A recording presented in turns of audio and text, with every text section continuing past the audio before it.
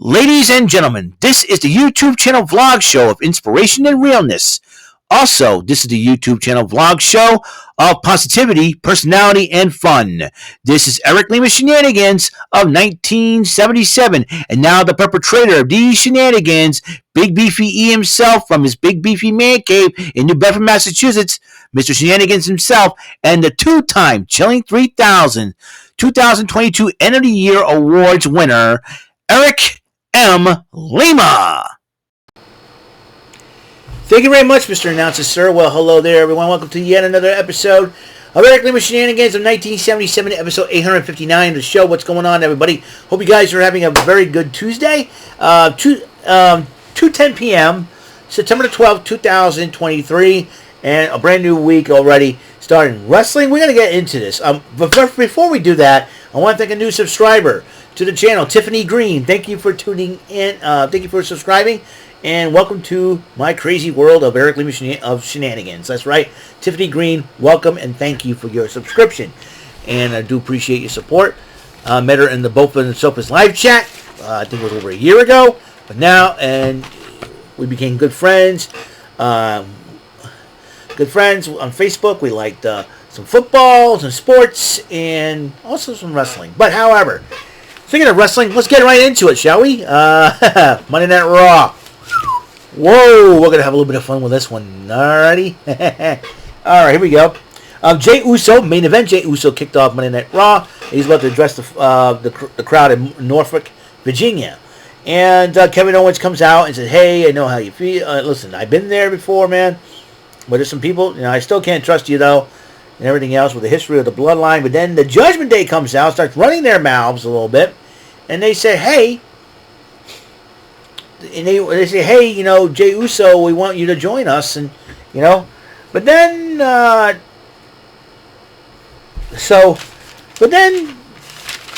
Kevin Owens goes, hey, I don't care, I'll take it on to listen. And then Jey Uso goes, hey, I got your back, man. So challenge was issued, a brawl ensues, and then Kevin Owens and Jey Uso took on the Judgment Day, and during that matchup, though, Jey Uso accidentally super kicked Kevin Owens. It wasn't on purpose, a little miscommunication, giving the Undisputed Tag Team Finn Balor and Damian Priest a victory. And I gotta tell you, this is going to be one bowling shoe ugly feud that Jey Uso can get himself into. Natalya did talk to Raquel Rodriguez, and Raquel was preparing for her matchup against Rhea Ripley later on. That is the main event.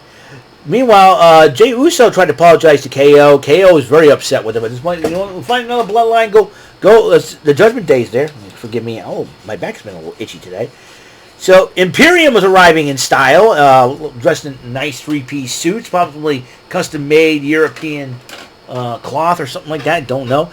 But they're going to be celebrating Gunther's longest reigning Intercontinental Championship. That's right.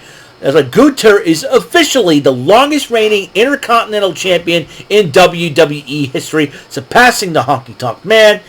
And I would not be surprised if Gunther goes at least 500 days with that championship. I think once Gunther goes 500 days, he's going to lose the title to somebody. Who? We'll find out. All right. Akira Tozawa went one-on-one with The Miz after The Miz's obsession with LA Knight cost him the last time.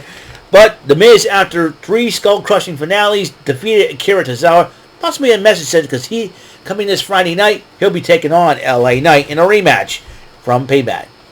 Byron Saxton interviewed Raquel Rodriguez, and Raquel Rodriguez knows how big and powerful, strong and powerful Rhea Ripley is. But she says, I'm going to match her, and I'm going to beat her for the Women's Championship. That's what she says.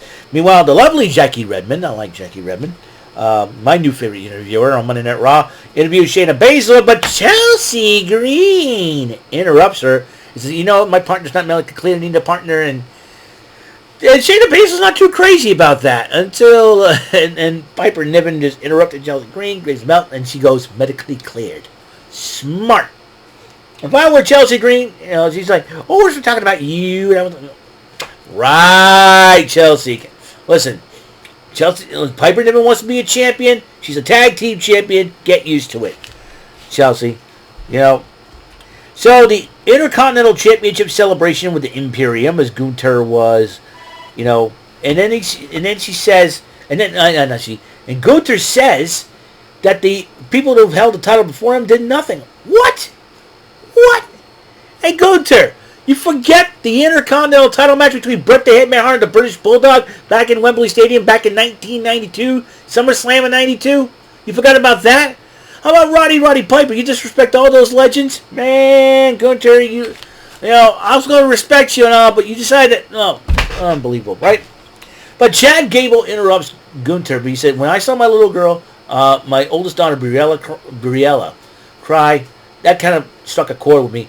I think it's more in this personal with Gable now, and he wasn't shot. But then he goes, "You want an opportunity?" And and he says, "You're a horrible father."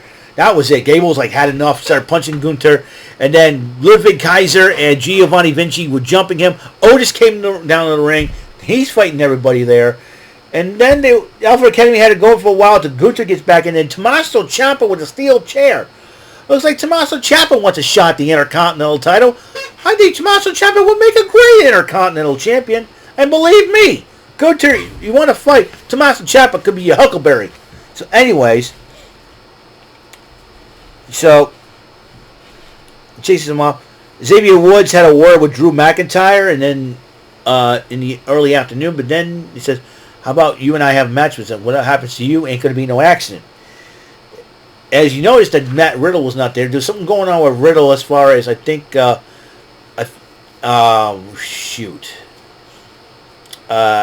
think an incident with plane security or something like that. Matt Riddle, that guy's a nutcase and a half. But we'll see what happens. Hopefully that situation will be. So Cody Rhodes addresses the North Fork crowd. He's about to talk about Jey Uso, and then Dominic Mysterio and JD McDonough interrupts Rhodes. And then Rhodes had enough of Dominic's mouth, punches Dominic Mysterio in the face, and then him and JD McDonough brawl with him, and then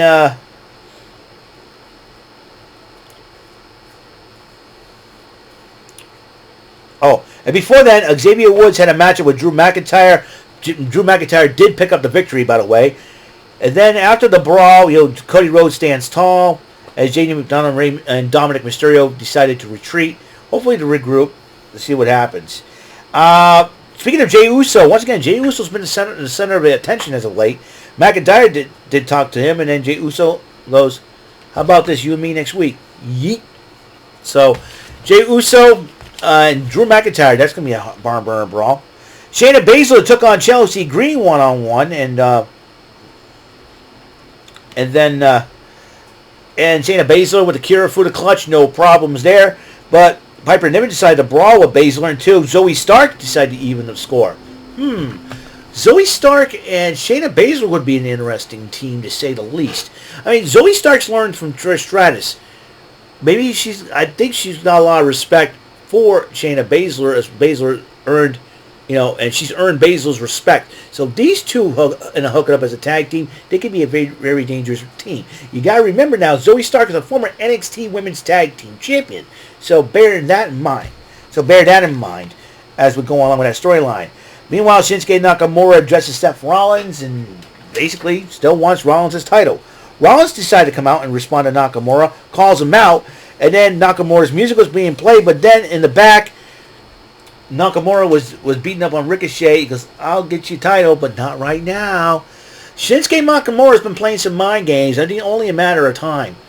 I think he's going to drive Seth Rollins to the point where just basically, to the point where he can be sloppy in the ring against Shinsuke next time. Shinsuke's being smart about this, so got to give that to him.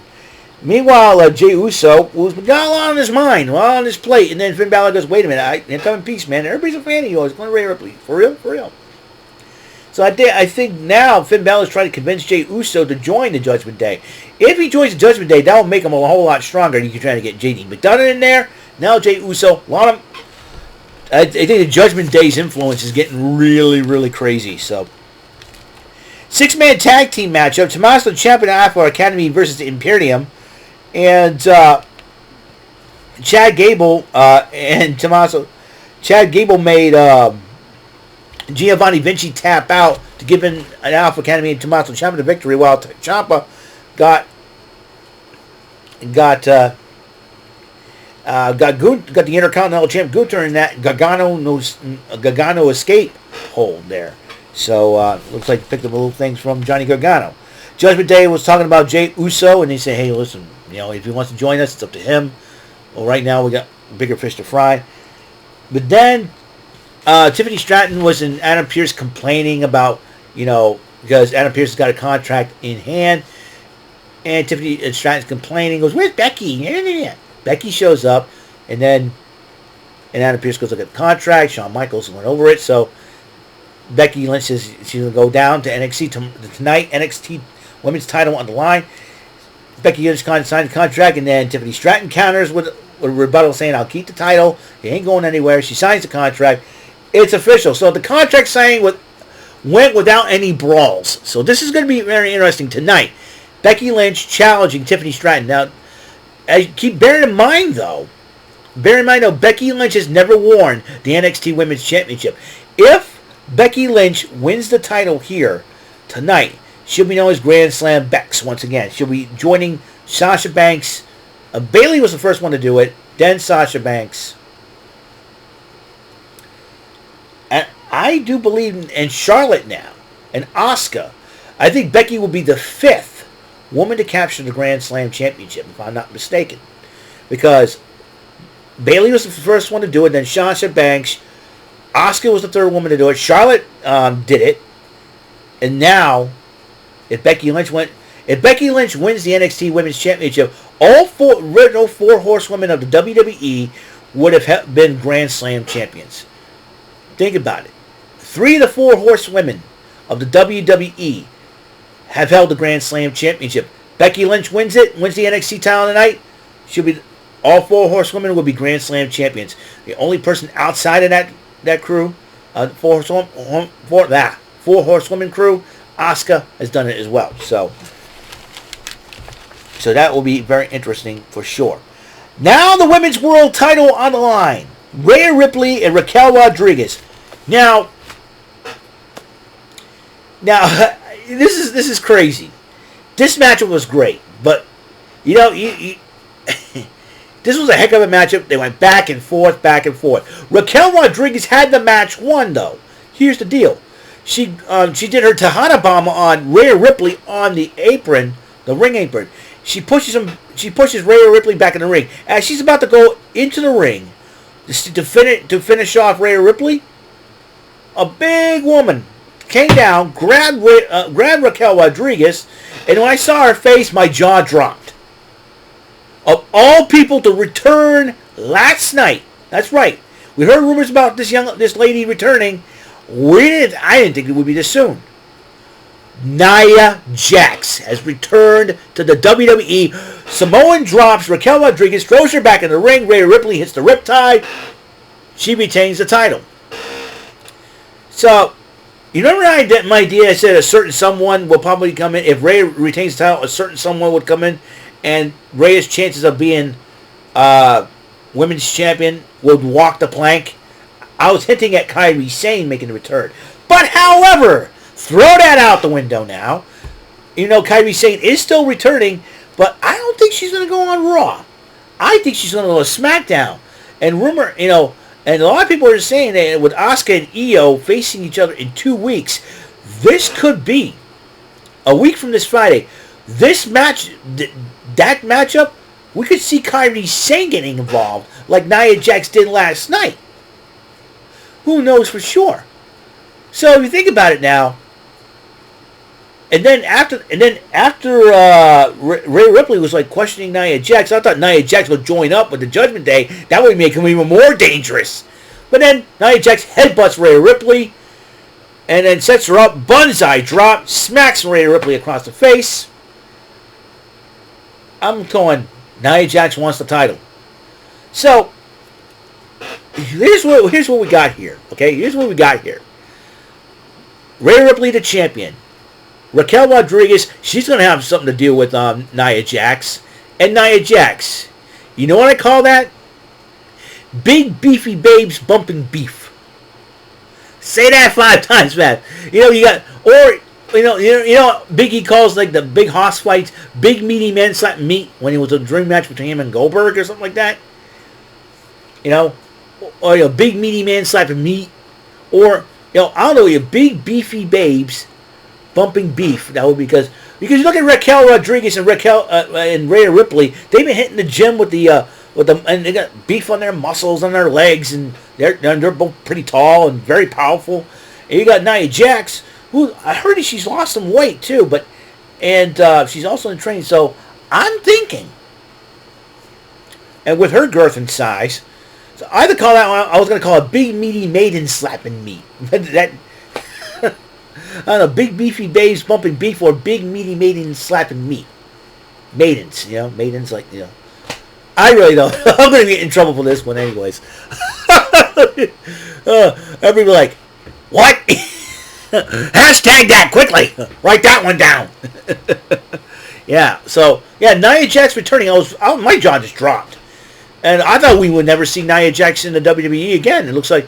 And oh, by the way, this is the final Monday Night Raw under the McMahon era. As you know, today the merger with Endeavor is official, and with TKO now WWE. So this is going to be a little differently. Triple H is going to be part of it as well. This is going to be huge for the WWE. So it's a new era coming in. So this with the first Friday Night SmackDown in the Endeavor era. So this is going to be. A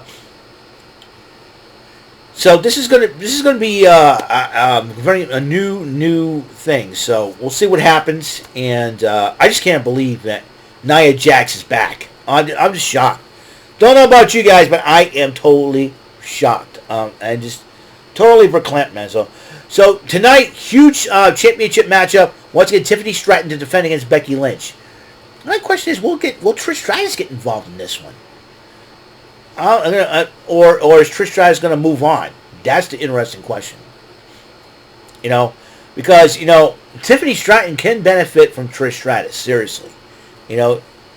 So we'll see what happens. If Becky, like I said, if Becky Lynch wins the title, she'll be the 5th woman to be a Grand Slam champion.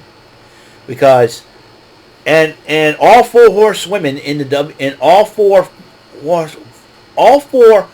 horsewomen in the WWE would have accomplished the Grand Slam. So call them the Grand Slam horsewomen. So think about that as we go along here. Be very interested to see what happens tonight on NXT. Can't wait to watch it. So that is all the time we have on this show. Episode 859 is complete. The next episode, Trebek Tuesday. Yay! So, little high rollers for you. So, until the next episode comes rolling around, Mr. Announcer, take us home. That is all for today's episode of the show. This is Mr. Lima speaking for Eric Lima Shenanigans of 1977. A Big Beefy E, do for Bob Saget production.